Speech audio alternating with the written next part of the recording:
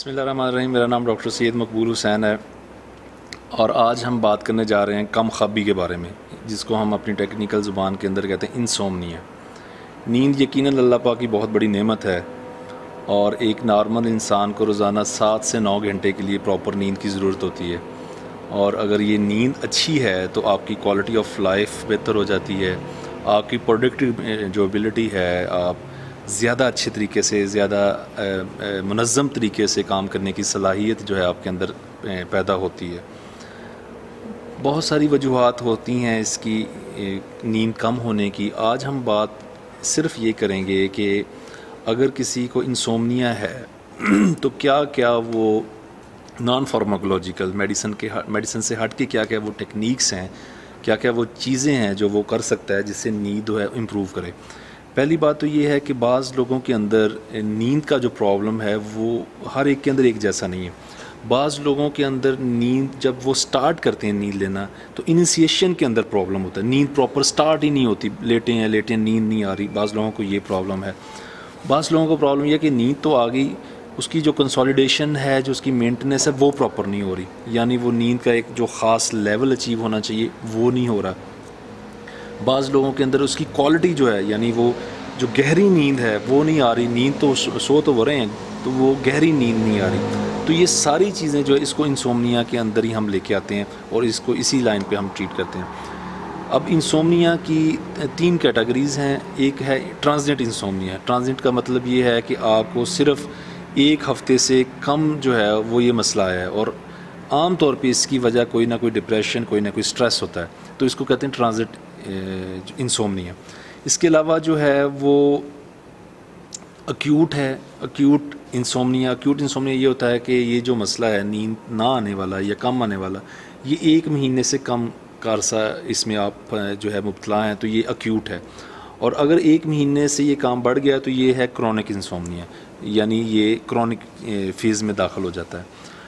तो अगर आपको ये मसला है तो उसके अंदर कुछ आपने अपनी लाइफस्टाइल के चेंजेस करने हैं, कुछ आपने अपनी जो आप ले रहे हैं, खुराक ले रहे हैं, उसके अंदर भी आपको चेंजेस करने चाहिए। कैफ़ीन कंटेनिंग जो चीज़ें हैं जिसके अंदर भी कैफ़ीन है वो नहीं लेनी है आपने, और स्पेशली इवनिंग टाइम पे और रात को सोते वक्त तो बिल्कुल नहीं लेनी। कैफ़ीन चाय के अंदर भी मौजूद है, कॉफ़ी के अंदर भी मौजूद है, ग्रीन टी के अंदर मौजूद है, इसके अलावा चॉकलेट्स के अंदर मौजूद है, इसके अलावा कोला ड्रिंक्स के अंदर मौजूद है, एनर्जी ड्रिंक्स के अंदर मौजूद है। तो ये सारी चीज़ें आपने जो लेट इवनिंग और सोने से पहले इनको इस्तेमाल नहीं करना। इसी तरह जो अल्कोहल है, जो शराब है, इसका इस्तेमाल जो है इससे भी इंसोम्निया होता है, तो आपने इसका इस्तेमाल भी नहीं करना। लेट नाइट जो है या लेट इवनिंग ज़्यादा खाना नहीं खाना। जो लार्ज मील्स हैं लेट नाइट या लेट इवनिंग वो भी नींद इंसोम्निया काज करते हैं, नींद उससे कम हो जाती है, तो ये भी आपने ख्याल रखना है। इसके अलावा ये भी है कि अगर आप 6 घंटे से ज़्यादा बेड पे लेटे हैं तो 6 घंटे से ज़्यादा बेड पे जो लेटना है इससे भी इंसोम्निया हो जाता है, तो बेड पे बिला ज़रूरत भी नहीं लेटना चाहिए। तो ये तो है आपकी डाइट और लाइफस्टाइल की मॉडिफिकेशंस। इसके अलावा कुछ और थेरेपीज़ भी हैं।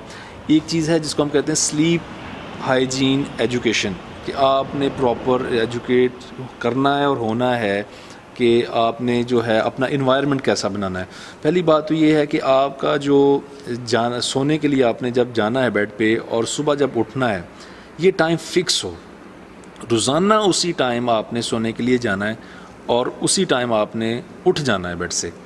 और दूसरी बात ये कि जो आपका माहौल है वो कंफर्टेबल हो, एप्रोप्रिएट उसके अंदर टेम्परेचर हो और उसके अंदर शोर ना हो और लाइट्स ना हो, डार्क हो, और इसके अलावा टीवी जो है वो ना हो, मोबाइल फ़ोन का आप इस्तेमाल ना करें। तो ये सारी चीज़ें जो हैं इनसे वो जो नींद है उसका साइकिल जो है वो आहिस्ता आहिस्ता बेहतरी की तरफ चलना शुरू हो जाता है। इसके अलावा कॉग्निटिव थेरेपीज़ और रिलैक्सेशन थेरेपीज़ हैं, वो करवाई जाती हैं, साइकोलॉजिस्ट करवाते हैं कि आप अपने अंदर, अगर आपके अंदर कोई खौफ है उससे निजात हासिल करें, वो थेरेपीज़ के ज़रिए होता है। अगर कोई परेशानियां हैं उनको ओवरकम करें। इसके अलावा रिलैक्सेशन थेरेपीज़ के अंदर जो है वो करते ये हैं कि ग्रुप ऑफ मसल्स को पहले टेंस करते हैं वो एक्सरसाइजेस के साथ, फिर उन मसल्स को रिलैक्स करते हैं। तो ये स्पेसिफिक टेक्निक्स हैं जो आप सीख सकते हैं, जो आप ट्राई कर सकते हैं रिलैक्सेशन थेरेपीज़। इसके अलावा एक तरीका बड़ा अच्छा ये भी होता है कि आप अपना फोकस जो है, आप जहाँ पे हैं वहाँ से निकल आएँ बाहर।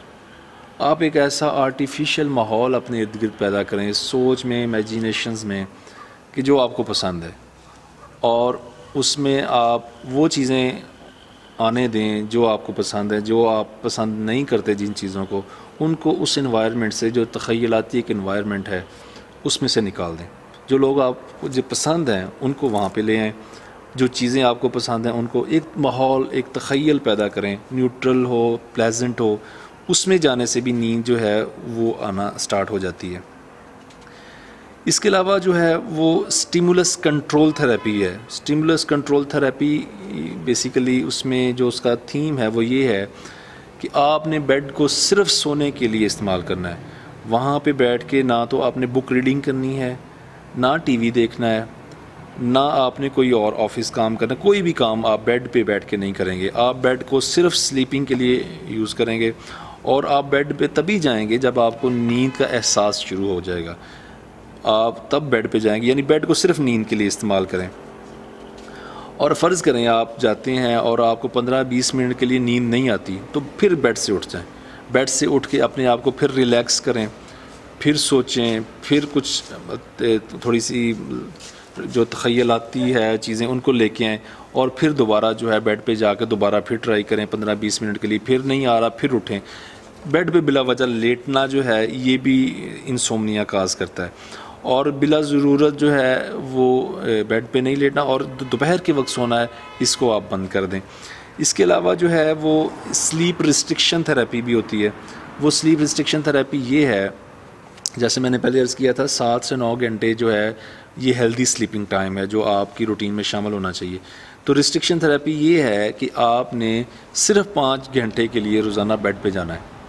5 घंटे के बाद आपने बेड से उठ जाना है, और अगर आपको नींद आनी शुरू हो जाती है और आपका जिस्म ज़्यादा डिमांड करता है, तो 15-20 मिनट जो है रोज़ाना उसमें एडअप करते जाएं, और फिर नींद को आहिस्ता आहिस्ता बढ़ाएं। तो ये मुख्तलिफ़ थेरेपीज़ हैं जिनको करने से आप इंसोम्निया से निजात हासिल कर सकते हैं। इसके अलावा मेडिकेशंस भी हैं जो आप इस्तेमाल कर सकते हैं, और जो ट्रिगरिंग फैक्टर है, जो वजह है, उसको भी आइडेंटिफाई करने की कोशिश करनी चाहिए। ये एक प्रॉपर एक काम है जिसमें आप अपने फिजिशियन से, अपने साइकोलॉजिस्ट से, अपने साइकेट्रिस्ट से इनको साथ लेके चलेंगे, और आपकी फैमिली आपको सपोर्ट करेगी, तो फिर इन चीज़ों से निजात हासिल कर सकते हैं। अल्लाह से दुआ भी करनी चाहिए। ये जो नींद है ये अल्लाह की एक नेमत है, और अल्लाह से दुआ करेंगे तो अल्लाह यकीनन इस नेमत को हमें वापस भी कर देगा। आज के लिए इतना ही, फिर मिलेंगे। अल्लाह हाफ़िज़।